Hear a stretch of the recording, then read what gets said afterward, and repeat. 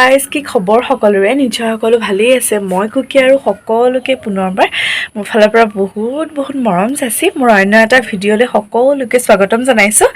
ৰাতিপুৱা ভিডিঅ'টো ষ্টাৰ্ট কৰি দিছো কিয়নো দিনটো পেলাই থলে মানে মই পাহৰি থাকো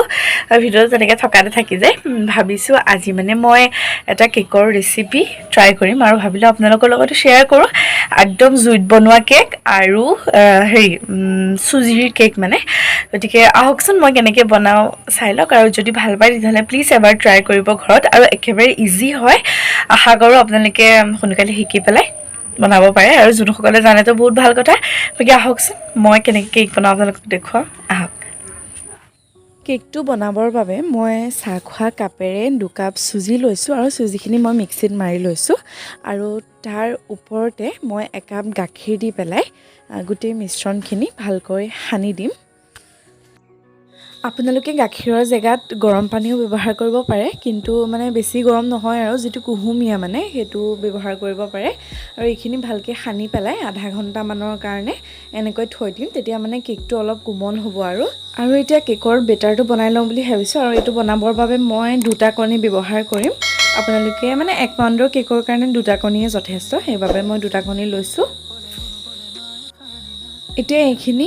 1 মিনিট বা 2 মিনিট মান সময়ৰ কাৰণে খুব ভালকে একদম চামুচেৰে মিক্স কৰি লৈছো আৰু এইখিনি 1 মিনিট সময় মিক্স কৰাৰ পিছত ইয়াতে মই চেনি আধা কাপ দি দিম মই গোটা চেনিটো দিছো আপোনালোকে যদি বিচাৰে বা যদি মন কৰে আৰু তেতিয়াহলে চেনিটো মিক্সিটো দি ল'ব পাৰে গতিকে এইখিনি এটা খুব ধুনীয়াকৈ মিক্স কৰিম যাতে মানে ডিমৰ হেতু মানে বগা নিচিনা হৈ যাব লাগে আৰু তাৰ ওপৰতে আমি দি দিম অলপ ৰিফাইন আৰু এইখিনি মই ব্লেন্ডাৰত ভালকে ফেটি লম আপোনালোকে ৰিফাইনৰ জেগাত বাটাৰ গলাই পেলাইও দিব পাৰে কিন্তু মই ৰিফাইন ব্যৱহাৰ কৰিছো আৰু এইখিনি খুব ভালকে মানেকে ফেটি লম আৰু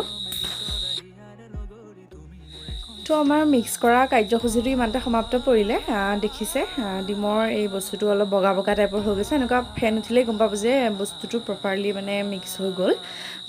গতিকে ইয়াৰ ওপৰতে আমি আগতে যিখিনি চুজিৰ লগত গাখীৰ মানে মিক্স কৰি থৈছিলো সেইখিনি ইয়াৰ লগতে এতিয়া যোগ কৰি দিম চুজিৰ মিশ্ৰণখিনি যেহেতু বহুত ডাঠ গতিকে এইখিনি অলপ মিক্স কৰিব লাগিব ভালকে আৰু আপোনালোকে এটা কথা মনত ৰাখিব যে এইখিনি মিক্স কৰোতে আপোনালোকে ব্লেন্ডাৰ ইউজ নকৰিব তেতিয়া মানে কেকটো নুফুলে আৰু প্লাস মানে ইমান ভালো নহয় সেইকাৰণে এইটো সময়ত আপোনালোকে হাতেৰে যিমান পাৰে মিক্স কৰিবলৈ ট্ৰাই কৰিব আৰু এইখিনি এনেকৈ ভালকে মিক্স হোৱাৰ পিছত মই সেই একেটা কাপেৰে আধা কাপ আটা গুৰি দিছো মই বগা আটা ইউজ কৰিছো আপোনালোকে যদি পাৰে ময়দাও দিব পাৰে আৰু ৰঙা আটাও এনেকৈ দিব পাৰে আপোনালোকৰ কথা আৰু হেতু আৰু এইখিনি এনেকে খুব ভালকে মিক্স কৰি হোৱাৰ পিছত মই চাহ খোৱা চামুচেৰে এচামুচ আৰু মানে 1.5 চামুচ আৰু 1.5 চামুচ বেকিং সোডা ইয়াতে মই এড কৰিম তাৰ পিছত একেখন চামুচেৰে মই 2.5 চামুচ পাউডাৰ গাখীৰ ব্যৱহাৰ কৰিম এটো একদম অপচনেল হয় আপোনালোকে মন গলে দিবও পাৰে বা নিদিবও পাৰে আৰু এতিয়া এইখিনি খুব ভালকে মিক্স কৰি লম তো আমাৰ বেটাৰটো ফাইনালি একদম ৰেডি হৈ গ'ল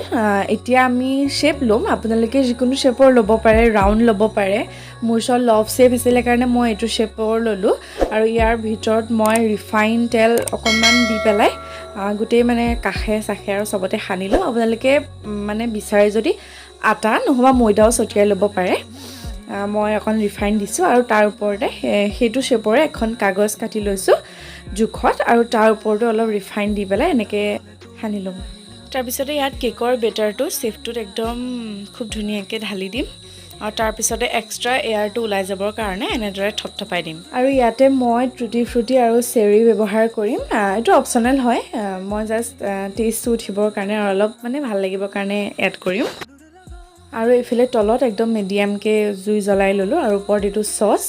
আৰু এডাল ষ্টেণ্ড আপোনালোকৰ যদি ষ্টেণ্ড নাই তেতিয়াহলে আপোনালোকে কোনো ধৰণৰ মানে উখ বাটি সাটি ব্যৱহাৰ কৰিব পাৰে আৰু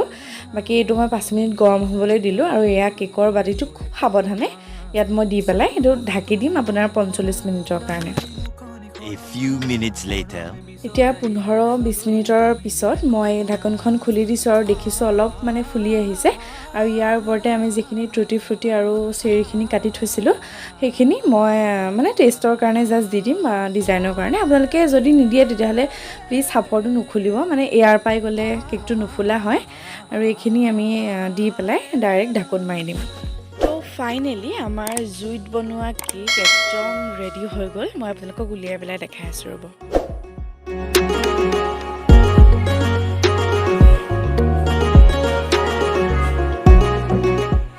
তো এতিয়া কেকটো ঠাণ্ডা হোৱাৰ পিছত মই এখন কটাৰীৰ সহায়েৰে চুককেইটা অকণমান এৰুৱাই লৈছোঁ খাই আছে অলৰেডি কিন্তু হ'লেও মানে অকণমান এৰুৱাই দিছোঁ আৰু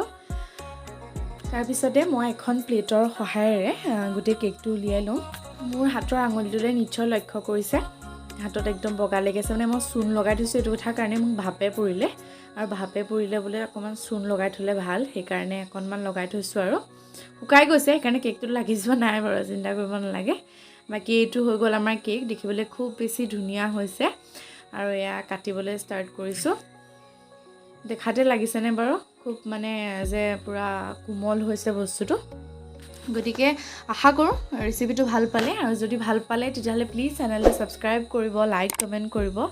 আৰু লগতে থকা বেল আইকনটো দবাই দিব যাতে মোৰ প্ৰত্যেকটো ভিডিঅ'ৰ ন'টিফিকেশ্যন আপোনালোকে পাই থাকে আৰু দেখিছেনে খুব মানে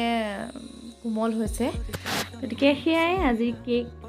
দেখালোঁ আৰু বনাই পেলাই জুই কেক